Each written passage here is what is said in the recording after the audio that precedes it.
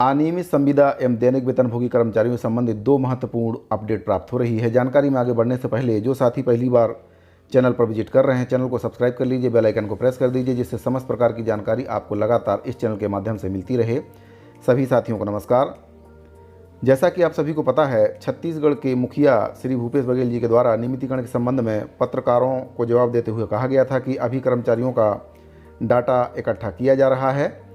आधे कर्मचारियों का डाटा इकट्ठा हो गया है, लेकिन आधे कर्मचारियों का डाटा जो विभागों के द्वारा है वो नहीं दिया गया है।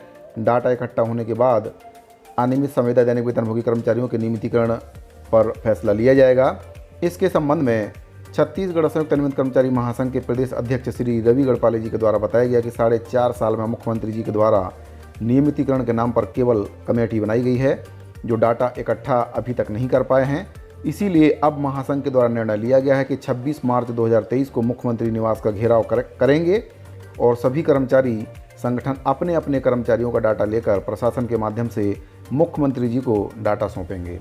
4.5 वर्ष का समय पूरा हो चुका है। सरकार के द्वारा कर्मचारियों का डाटा इकट्ठा ना कर पाना बहुत ही गंभीर विषय है, क्योंकि इतने समय में समस्त कर्मचारियों का डाटा सरकार को इकट्ठा कर लेना चाहिए था। 4.5 वर्ष का समय कम नहीं होता है, लेकिन 4.5 वर्ष से सरकार के द्वारा यही जवाब दिया जा रहा है कि कर्मचारियों का डाटा इकट्ठा किया जा रहा है। अभी तक डाटा नहीं मिल पाया है।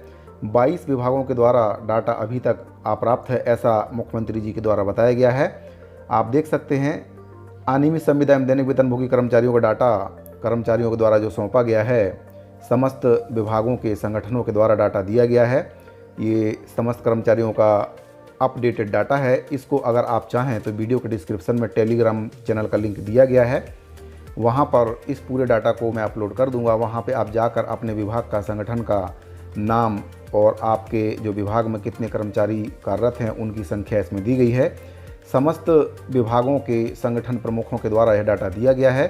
तो इस डाटा को लेकर अनियमित संविदा एवं दैनिक वेतनभोगी कर्मचारी अपने अपने विभागों का डाटा मुख्यमंत्री निवास घेराव के समय प्रशासन के माध्यम से माननीय मुख्यमंत्री जी के लिए सौंपेंगे और उम्मीद है कि अब इस डाटा के आधार पर माननीय मुख्यमंत्री जी के द्वारा जो वादा किया गया था 10 दिन में नियमितीकरण का वादा, उसको माननीय मुख्यमंत्री जी पूरा करेंगे।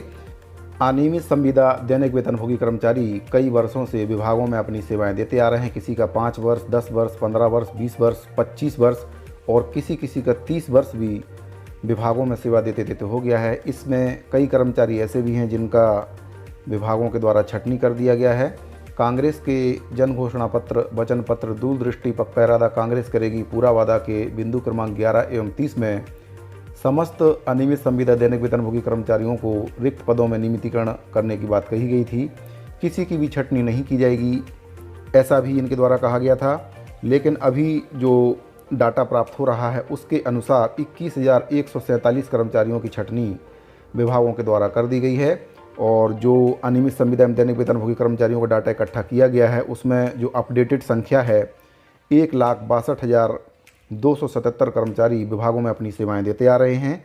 और जो पूर्व में डाटा जारी किया गया था जिसमें कर्मचारियों की जो संख्या है वह बताई गई थी, जो करीब 1,46,403 कर्मचारी उसमें बताए गए थे कि जो कर्मचारी कार्यरत हैं। तो अभी जो डाटा बताया गया है उसमें कर्मचारियों की संख्या बढ़ गई है।